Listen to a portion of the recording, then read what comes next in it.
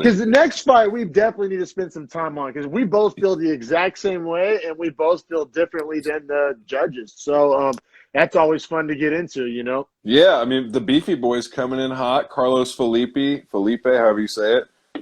Felipe Cabral is his actual name. Carlos Felipe Cabral. Yeah, Someone on his call him shorts Cabral, maybe. because he's known as like Carlos Felipe. I've watched this is what our fourth or fifth fight watching him, and then it Yeah, says Carlos Felipe every time, but then his shorts said something else, and I was like, what? But yeah. Cabral's his real last name. I don't know why they don't put that. the Brazilian naming structure is so different. It's almost like the True. Chinese naming structure. Like there's and that comes up Yeah, later on too. yeah. We'll get to that in the It, next fight. it's just different. Like the whole concept of first and last name. Not everybody has like the same view as like Americans and Europeans. But yeah, Carlos Felipe, we'll call him that because that's what it says whenever you go to place your bet. So you know Yeah. we don't want to get anybody confused on the money tip.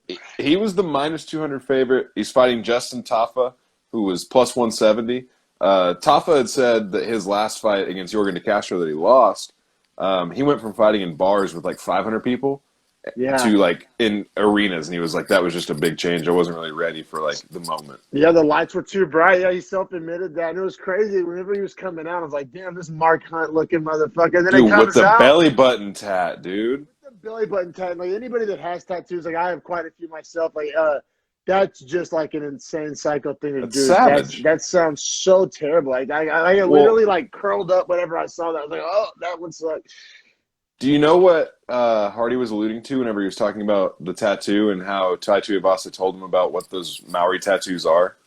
He just said it was like pretty invasive. Does it go like all the way to the gig or what's going on there? That's what it kind of made it So sound like. it I don't it know. wraps your entire. I mean, as much as you do, but like when you do your butt, like inside the cheeks, like all of it, like it's your entirety of your body. Oh man, that's gnarly. So I guess at that point the belly button is like the least of your like that. That's a walk in the park compared to butthole ink. I feel you, man. Dude, That's like what. that. Oh, That's crazy. But I was saying like he's like, oh, this guy's giving me Mark Hunt vibes, and then they start talking about like he knows Mark Hunt. Mark Hunt got him started in MMA. I was like, oh, that's so dope. Um, yeah. and yeah, honestly, like I was really looking forward to this fight. And it delivered. It was a great fight. Because Felipe is one of these guys. The first time we watched him fight, he lost, and then like we were kind of clowning him. He was like real fat and kind of goofy and out of Yeah. shape.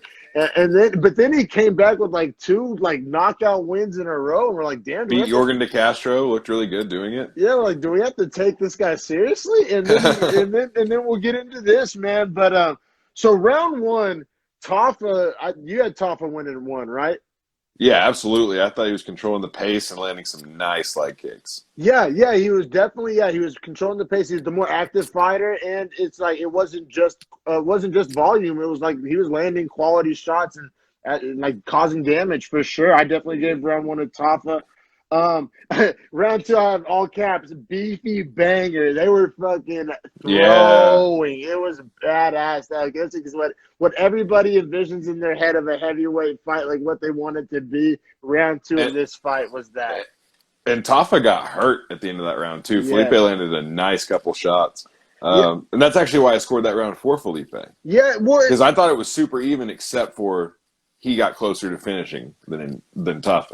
I'll be real. This is one I had to bounce back and rely on the numbers on because when I watched it with just my eyes watching it live, I was like, God damn, that's so close. Who do I give that round to? And then I looked at the numbers, and Felipe like almost doubled him on numbers in round two. It was crazy. It was one of those things where like the eye Really? test didn't really tell the full story of the numbers, and so So just Felipe definitely won that round. yeah, so I gave round two to Felipe based on the numbers because watching it live, it didn't register that Felipe won. But you go back and look at the numbers round two, and he like essentially kind of had it by a long shot. That surprises me. I like you're saying, I definitely didn't see that eye Yeah, test wise. eye test I'm wise, glad you looked up those numbers yeah, because I had no idea. I was at a stalemate in my head for sure. And then round three, so round three, Tafa had a lot of clinch control time, and he was landing insanely huge bombs to the body, like rippling effect, like just, Dude, but like hilariously, Felipe would like pat his body sometimes, be like,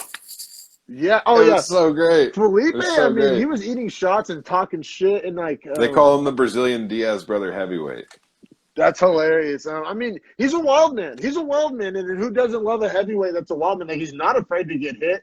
He loves to stand and bang. I mean, he's style like if you're gonna just like go watch a heavyweight fight, like I would definitely sign up Dude, to watch a Carlos Felipe fight.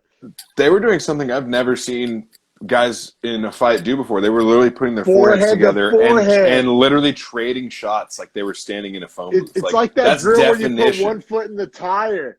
You know what I'm Yeah, saying? yeah. Like Like in wrestling, that's how you usually wrestles forehead to forehead as a heavyweight, right?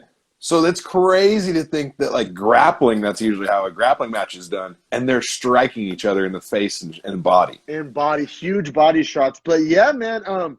But like I said, I gave round three to Tafa. I thought the I clinch, did too. like what he did in the clinch, I thought was it was just different, right? Because most of this fight didn't take place in the clinch, so it's like he sprinkled that in the end, and like it showed me something. It showed me not only like want to and like even like strategy and fight IQ, but he was dominating those clinch positions, and Felipe hadn't been able to dominate any clinch positions really against Tafa.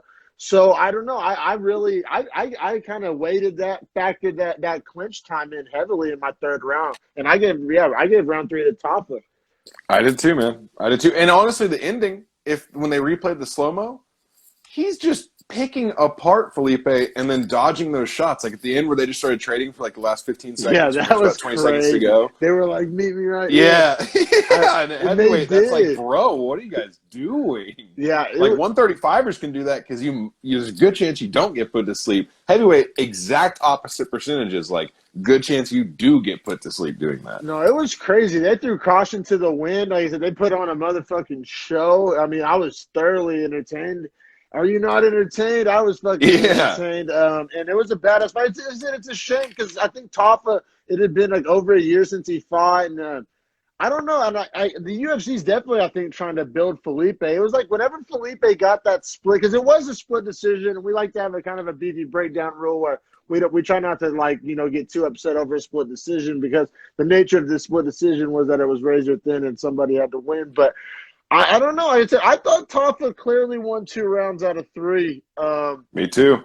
But I don't know. I mean, Felipe, I mean, he definitely was game and he was definitely coming forward. And I don't know. Like I said, I thought he lost those clinch positions. But yeah, I don't know. It's a weird hill to die on. But I thought Tafa won and he would have cashed as an underdog. But and like I said, I feel like the UFC maybe they're trying to build Felipe, not trying to play a 2 tinfoil hat. I don't know. But so I'm with you. I I'm thought with you. Tafa looked good. I thought Tafa looked real good. I think they're trying to build old Felipe because they need Brazilian heavyweights to sell that Brazil market, and they only have Augusto Sakai, who's coming off a loss in his last fight. So, looking to build that Brazilian heavyweight market. Oh, tinfoil hat time. I feel it, man. I don't know, because like, because mind you, we're not alone. Like, I'm pretty sure like Twitter, like MMA Twitter, was like pretty salty about that decision. Like, I mean, like I said, it was a split, but Right. Well, we can move on from it just because, like we said, it is a split, so no reason to really die on a hill for it. Just, I mean, we both disagree, but whatever. yeah, Moving yeah, forward, I think both guys' stock is up either way. yeah. No, they Uh, definitely put on a